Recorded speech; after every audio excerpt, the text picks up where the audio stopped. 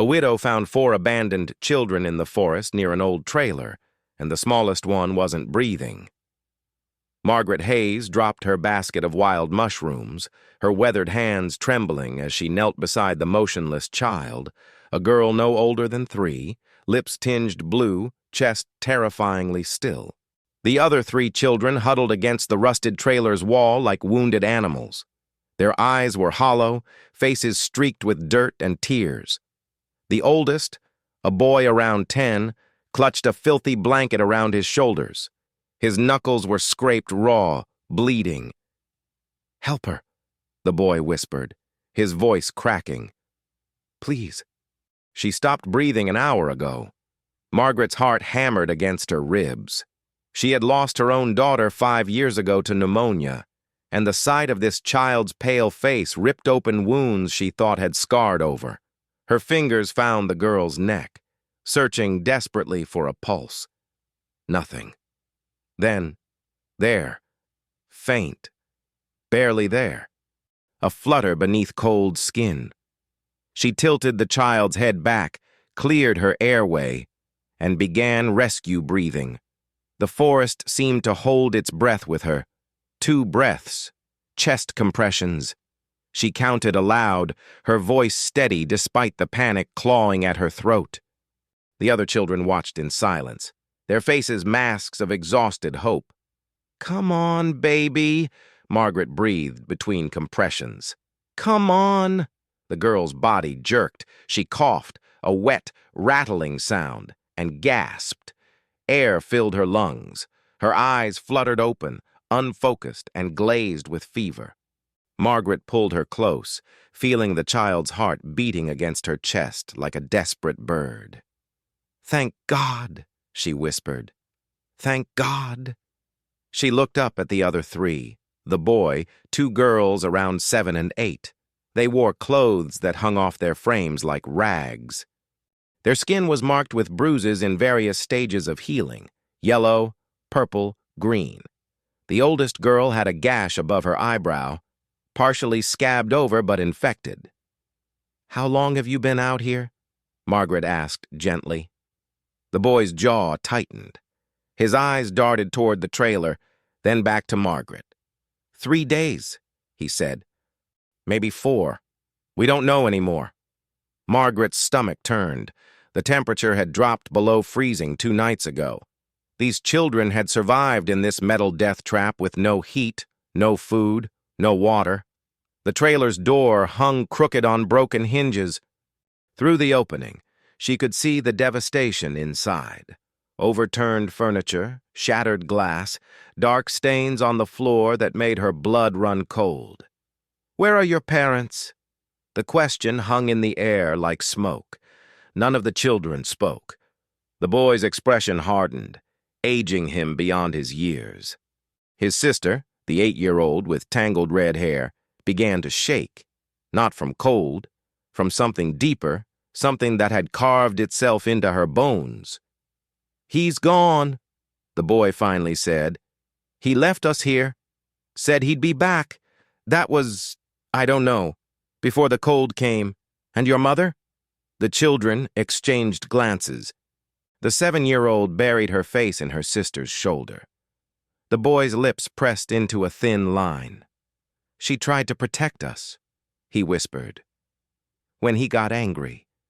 She tried." Margaret felt bile rise in her throat. The dark stains in the trailer. The carefully chosen words. The haunted look in these children's eyes that spoke of horrors no child should ever witness. "What's your name?" she asked the boy softly. "Ethan." "Ethan, I'm Margaret. I live about 2 miles from here. Can you walk?"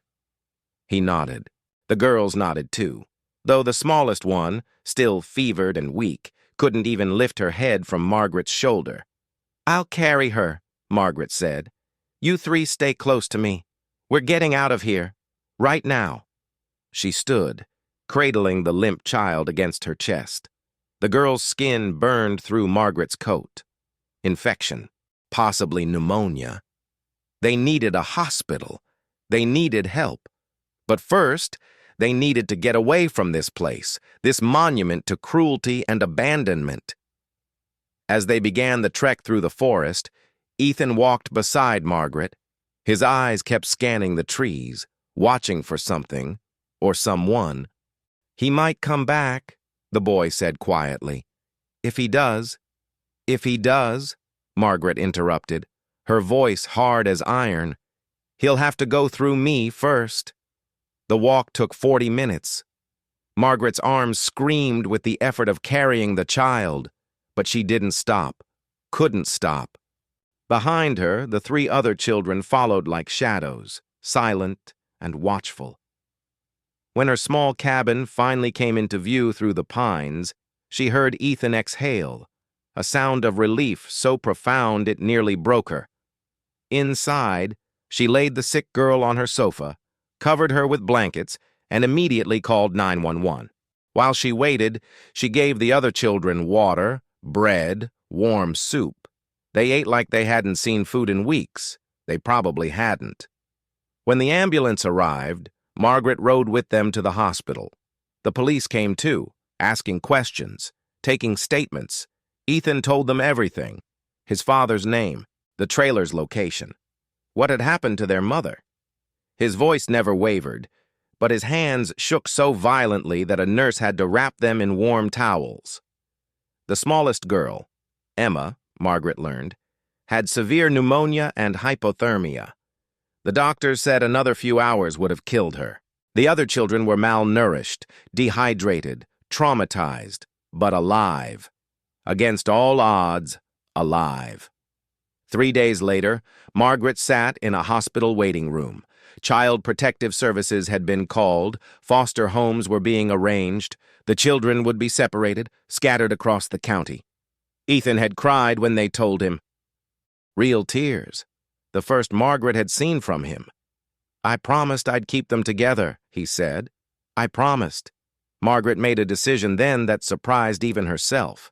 She was 62 years old, a widow, living on a small pension in a 2-bedroom cabin. She had no business raising 4 traumatized children, no business at all. But she remembered her daughter. She remembered what it felt like to lose everything. And she remembered those hollow eyes in the forest, and the smallest child who had stopped breathing in her arms. "What if they didn't have to be separated?" Margaret asked the social worker. The woman looked at her with tired eyes. "Do you know someone willing to take all 4? Margaret nodded slowly. "I do. Me. The process took months. Background checks, home visits, endless paperwork. But Margaret Hayes, a widow who had gone mushroom hunting on a cold November morning, became the guardian of 4 children who had been left to die in a forest. Ethan still wakes up screaming sometimes. Emma needs medication for her lungs. The girls flinch at loud noises, but they're healing, slowly, together. And Margaret, who thought her purpose died with her daughter, discovered that sometimes life gives you a second chance at loving when you least expect it. The man who abandoned them was found 3 states away. He was arrested, charged. The children never asked about him. They had already closed that door.